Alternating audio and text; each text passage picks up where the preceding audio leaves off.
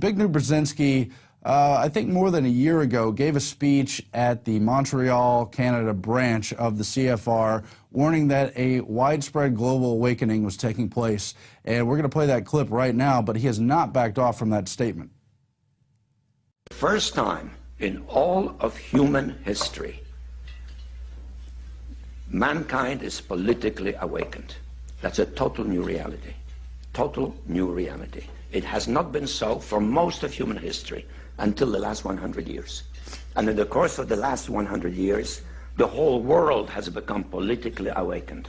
And no matter where you go, politics is a matter of social engagement, and most people know what is generally going on in the world, and are consciously aware of global iniquities, inequalities, lack of respect, exploitation. Mankind is now politically awakened and stirring. The combination of the two, a diversified global leadership, politically awakened masses, makes a much more difficult context for any major power, including currently the leading world power, the United States.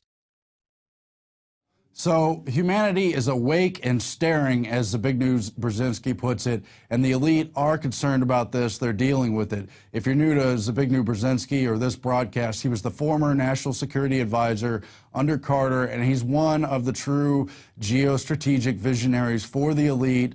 He, like others, works towards the one world government.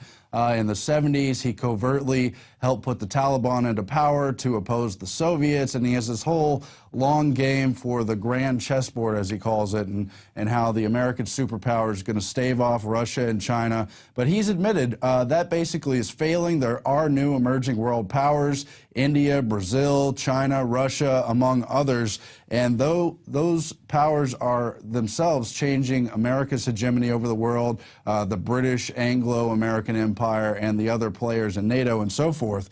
And that's all part of his new book, Strategic Vision. And we've got an excerpt here from it where he continues to talk about the awakening of humanity as a major factor. Indeed, the changing distribution of global power and the new phenomenon of massive political awakening intensify, each in its own way, the volatility of contemporary international relations.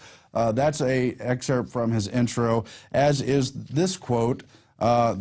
With the foregoing in mind, this book seeks to respond to four major questions. So he's got four major questions in this book, and number one of these major questions is, what are the implications of the changing distribution of global power from west to east, and how is it being affected by the new reality of politically awakened humanity? Now, what are we really talking about here? What are the elite concerned about when we talk about this global political awakening of humanity? We're talking about people who are aware of their covert hidden agenda for a one world order.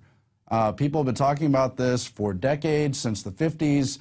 The roots of it are even deeper, but now, thanks to the flow of information, thanks to the internet, a lot of people are awakened to it. These elitists are being confronted everywhere, and this really is and always has been an information war. The only difference is, in the past hundreds of years, the past thousands of years, it's always been the tiny niches of royalty, of kingships, of priest classes who held most of the important knowledge. Literacy was kept down amongst the masses in relation to this reason, but now we have worldwide literacy, even though a lot of people are pissing that away, and it's very sad. And that literacy comes at a time when we have this global internet age. We have a short window of time when a lot of people have the chance to know what's really going on with these global elites, see their power for what it is, and if we can, seek to change the dimensions of those power. Now, of course, other foreign powers, China, Russia, they're not the friends of humanity either. They're on the chessboard, though, and it's going to be important what decisions they make as well. That for the first time in human history, for the first time in all of human history, almost all of mankind is politically awake, activated, politically conscious, and interactive. There are only a few pockets of humanity, here or there, in the remotest corners of the world, which are not politically alert and interactive with the political turmoil and stirrings and aspirations around the world. And these new and old major powers face still yet another novel reality, in some respects unprecedented. And it is that while the lethality of their power is greater than ever, their capacity to impose control over the politically awakened masses of the world is at a historical low. I once put it rather pungently, and I was flattered that the British Foreign Secretary repeated this, as follows. Namely, in earlier times, it was easier to control 1 million people, literally. It was easier to control 1 million people than physically to kill 1 million people. Today, it is infinitely easier to kill 1 million people than to control 1 million people. It is easier to kill than to control. And of course, that bears directly on the use of force